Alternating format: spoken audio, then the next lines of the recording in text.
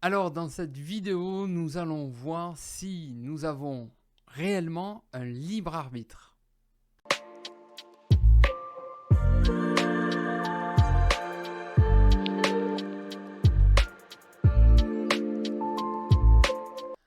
Bonjour et bienvenue sur la chaîne pour une nouvelle vidéo. Alors avec un sujet qui passionne et qui déchaîne. Avons-nous réellement un libre arbitre? Alors j'ai fait une vidéo sur Instagram, une petite capsule, je fais des petites capsules.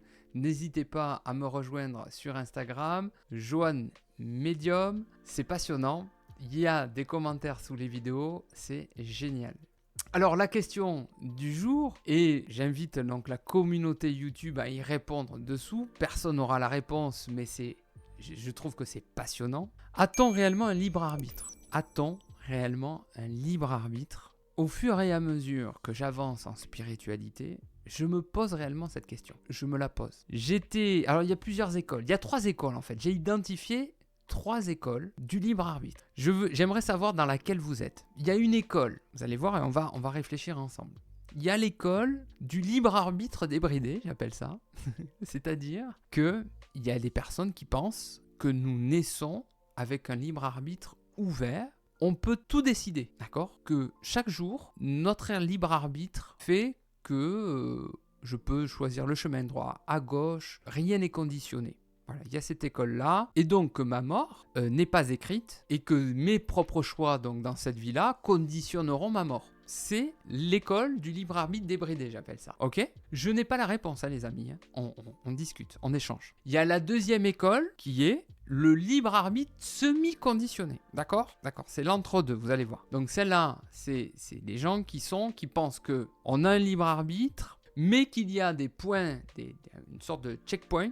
Ok, des points de passage obligatoires, obligés, entre j'ai du libre arbitre, j'ai un point de passage obligé, j'ai du libre arbitre, point de passage obligé, mort écrite, inscrite. Ok, il y a cette deuxième école. C'est-à-dire que je fais un petit peu ce que je veux, une sorte d'entonnoir, un passage obligé, puis je refais ce que je veux. Ok, vous voyez un petit peu le schéma. Et puis il y a la troisième école où tout est écrit. Il n'y a pas de libre arbitre. C'est-à-dire que tout est écrit, les paroles que je suis en train de prononcer, la vidéo que je devais faire, les parents que j'ai choisis, l'incarnation, où je devais m'incarner, les morts qui sont inscrites, tout est conditionné. C'est-à-dire que chaque libre arbitre est conditionné telle une chaîne. Voilà un petit peu les 3 écoles, les 3 courants en tout cas. S'il y en a d'autres, n'hésitez pas en commentaire. En tout cas, de m'en faire part. Mais voilà les 3 grands courants de libre arbitre qu'on peut aujourd'hui déterminer. Je suis plutôt... Alors, je vais vous expliquer pourquoi maintenant.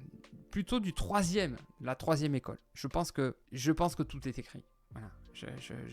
J'arrive maintenant à déterminer. J'étais plutôt partisan de l'école numéro 2. J'ai jamais cru au libre arbitre totalement débridé, que tout était ouvert.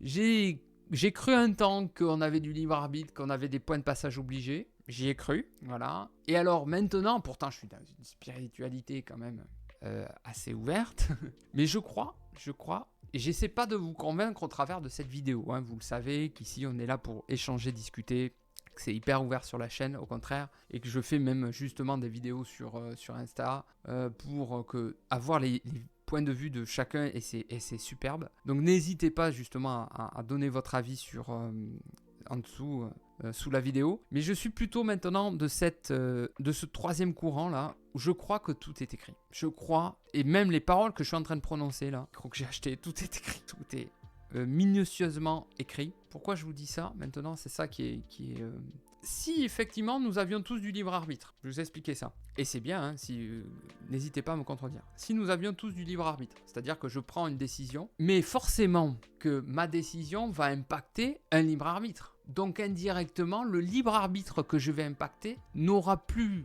la liberté d'être un réel libre arbitre. Est-ce que vous comprenez là où je veux vous emmener? Donc en fait, les masses de libre arbitre s'entrechoquent entre elles. Alors là, spirituellement, il va falloir que vous me suiviez, les amis, hein, d'accord? C'est ce qui me fait dire, je démarre fort, hein, je démarre fort dans la vidéo. Waouh, j'aime bien l'épi. J'aime bien l'épi sur la vidéo, je l'ai pas vu. C'est pas grave, on est entre nous, ok? Donc, c'est pour ça que je me dis, mais si réellement on avait tous du libre arbitre, en fait, au final, il va s'annuler puisque mon libre arbitre, quand je prends une décision, va impacter un autre libre arbitre qui va impacter par définition un autre libre arbitre et c'est l'entrechoc des libres arbitres. Voilà. J'espère que c'est compréhensible. Voilà ce qui me fait dire qu'en fait, tous ces libres arbitres vont s'annuler et qu'au final, il n'y en a pas. Que tout est écrit par l'entrechoc des libres arbitres. Je ne sais pas si c'est compréhensible, moi je me comprends. Hein.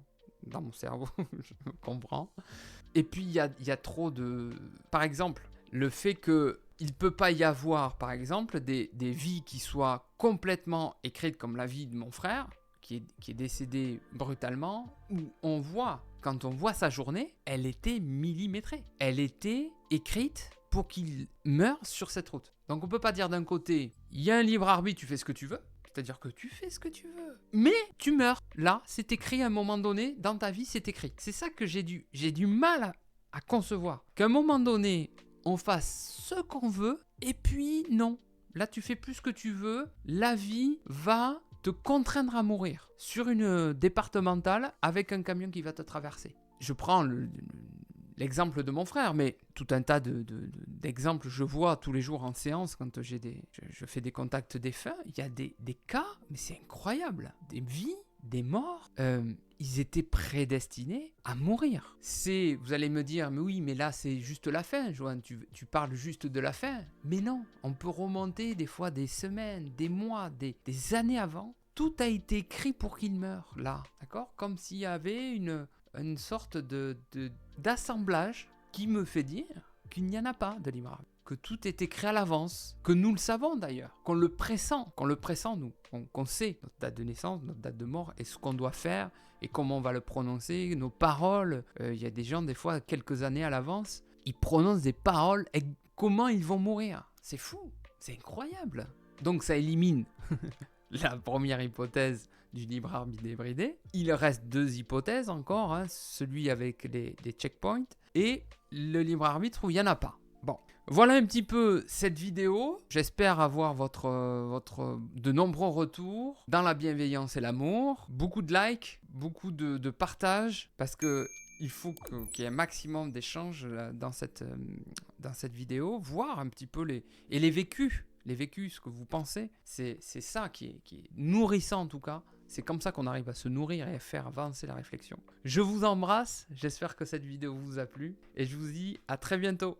Ciao, ciao, ciao.